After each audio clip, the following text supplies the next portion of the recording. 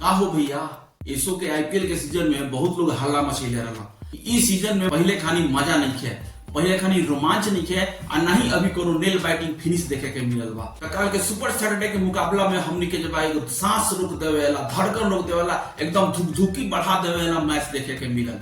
बाकी उ मैच के हालचाल देख करके लाग गई कि अब आईपीएल के बाद जवान हो गई बा, अब आईपीएल में पूरा का पूरा रोमांच आ गई बा। ई पैसा वसूल मैच के हालचाल के बकैती जाने ला आवा देखल जब आगे के वीडियो में। आ वीडियो अगर अच्छा लगे तो तनी से लाइक पर ढील द, शेयर करके लपेट द आ फॉलो करके सबका बीच में समेट द लो। एकदम दिमाग के झंझना देवे वाला मैच के शुरुआत ए तरह भइल कि राजस्थान के कप्तान रियान पराग ई मैच के टॉस जीतले।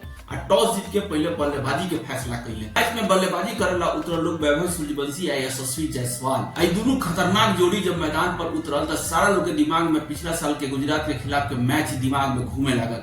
कारण पिछला साल वैभव सूर्यवंशी जे बा गुजरात के खिलाफ ही 35 गेंद में सेंचुरी मार रहे और 166 रन के ओपनिंग पार्टनरशिप कैले रहे लोग। हालांकि वैसे कारनामा दोहरा तो ना पाइल लोग, लेकिन फिर भी दोनों जना मिलकर 70 रन के शानदार साझेदारी कर दे लोग। बाकी 3 नंबर पर बल्लेबाजी करेला अइले विकेट कीपर बल्लेबाज ध्रुव जुरेल, जो उनकी 42 गेंदा में 75 रन के शानदार सूझबूझ आज जिम्मेदारी भरी पारी खेल के राजस्थान के स्कोर के 210 तक पहुंचा दिले। बाकी जब गुजरात के चेस के शुरुआत भई तो शुभमन गिल फिटनेस के चलते मैच में खेलते ना रहे, लेकिन उनका अनुपस्थिति में साई सुदर्शन जे बा सारा जिम्मेदारी के बोझ अकेले उठा ले। ताबड़तोड़ गति से रन बनावत गइले, लेकिन दुख के बात ई रहल कि गुजरात के तरफ से और कोनो बल्लेबाज लोग उनका के साथ ना दिहल। जौना के परिणाम ई भइल कि 161 रन पर 7 विकेट गिर गइल और लागल कि गुजरात ई मैच जे बा एक तरफा ढंग से गंवा दी।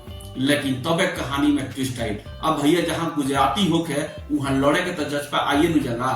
तो उन्हें से शुरुआत भई राशिद खान और खगीसो रबाडा। दोनों जना मिल के राजस्थान के गेंदबाज लोग के नाक में दम कह दे हलो आ समीकरण जे बा 12 गेंदा में 15 तक ले दे हलो। यहाँ पर लागल कि मैच जे बा अब गुजरात के मुट्ठी में बा।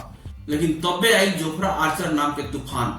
3 ओवर में 35 रन लुटावे वाला जोफ्रा आर्चर पारी के 19वां ओवर लेके अइले आ का दंदनाता स्पीड से गेंदबाजी करके कमाल कर दी है। आर्चर के तेज गेंदबाजी के कोनो तोड़ राशिद खान और खगीसो रबाडा लगे ना रहल।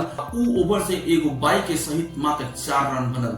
आ पारी के 20वां ओवर लेके अइले तुषार देशपांडे, जो उनकी चेन्नई की तरफ से ए तरह के कई गो मुकाबला खेले के अनुभव रखले रहले। देशपांडे जब पहिलका गेंदा वाइड फेंक दिले तब बुझाइल कि इनका से आगे ना हो पाई, लेकिन ओकरा बाद कमाल के यॉर्कर पर यॉर्कर गेंदबाजी करत गइले आ अगला 4 गेंदा में जे बा मात्र 3 रन दिहले। 5वां गेंदा पर जे बा राशिद खान के विकेट लेकर के गुजरात के जीते के रहल सहर उम्मीद भी दफन कर देले।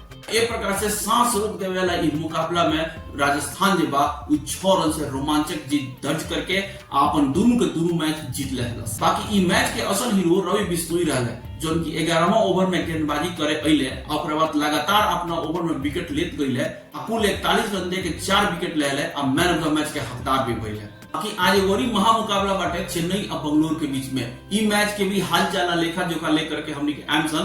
तब तक सब लोग खुश रही। राम राम, प्रणाम, जय बिहार।